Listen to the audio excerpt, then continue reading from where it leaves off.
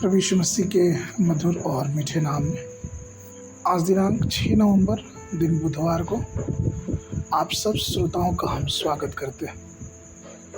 आज के दिन के लिए जो वचन है वो लिया गया है मत्ती रचित सुसमाचार उसका 6वां अध्याय 12 पर। और जैसा हम अपने अपराधियों को क्षमा करते हैं वैसे ही तू भी हमारे अपराधों को क्षमा कर। प्रिय प्रभु ये प्रार्थना करना सिखाते हैं कि जैसा हम अपने अपराधियों को क्षमा करते हैं वैसे ही तू भी हमारे अपराधों को क्षमा कर। लूका 11:4 भी इसी बात को दर्शाते हुए क्या कहता है कि और हमारे पापों को क्षमा कर, क्योंकि हम भी अपने सब अपराधियों को क्षमा करते हैं, पर हमें परीक्षा में न डाला परंतु बुराई से बचा। बहुत से लोग कहते हैं कि हम अपनी प्रार्थनाओं में लगे रहते हैं, लेकिन हमें अपनी प्रार्थनाओं को कोई उत्तर नहीं मिल पाता है। ऐसा लगता है कि प्रभु ने मुख फेर लिया है, हमारी प्रार्थना का उत्तर क्यों नहीं मिलता। इसका मुख्य कारण ये होता है कि कई बार हम अपने हृदय में क्रोध और ईर्ष्या लेकर प्रभु के पास आते हैं।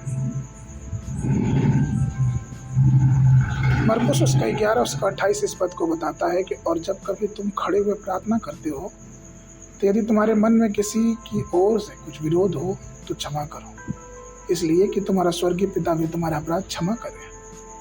इफिसियों की पत्री उसका 4 अध्याय 32 और कुलुस्सियों 3:13 भी इसी बात को दर्शाता है कि और एक दूसरे के प्रति दयालु बनो और एक दूसरे के क्षमाशील बनो, जैसा परमेश्वर ने मसीह में तुम्हारे अपराध क्षमा किए।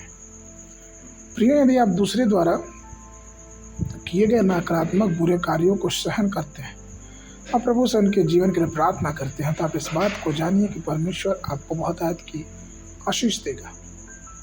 मत्ती उसके 5:23 और 24 में यीशु मसीह ने इस बात को बढ़ावा देते हुए कहा, इसलिए यदि तुम अपनी भेंट वेदी पर लाओ और वहां तुम्हें याद आए कि तुम्हारे भाई के मन में तुम्हारे प्रति कुछ विरोध है, तो अपने भेंट को वहीं वेदी पे छोड़ दो और जाओ, पहले अपने भाई से मेल मिलाप करो और फिर आकर अपनी भेंट चढ़ाओ। कहीं भी दूसरों के बुरे कामों का बदला लेने की कोशिश न करो। हमने ये सुना है कि आँख के बदले आँख और दांत के बदले दांत, लेकिन मसीह के प्रेम में यह भी हमें जानना है कि प्रभु प्रेम का सागर है। उसने हमसे इतना प्रेम किया है कि वो कलवरी क्रूस पे अपने आप को दे दिया। उसने हमारे पापों को क्षमा किया कि हम अनंत जीवन के भागी हो सके।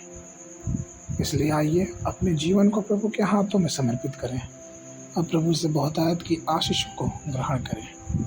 आज के मनन के लिए रोमियो की पत्री उसका 2 अध्याय 6वां पद। परमेश्वर प्रत्येक को उनके कामों के अनुसार प्रतिफल देगा। बाइबल अध्ययन के लिए सुबह के समय यिर्मयाह नबी की पुस्तक उसका 37, 38, 39 अध्याय। शाम के समय इब्रानियों की पत्री उसका 3 अध्याय। परमेश्वर आप सबको आशीष देवे।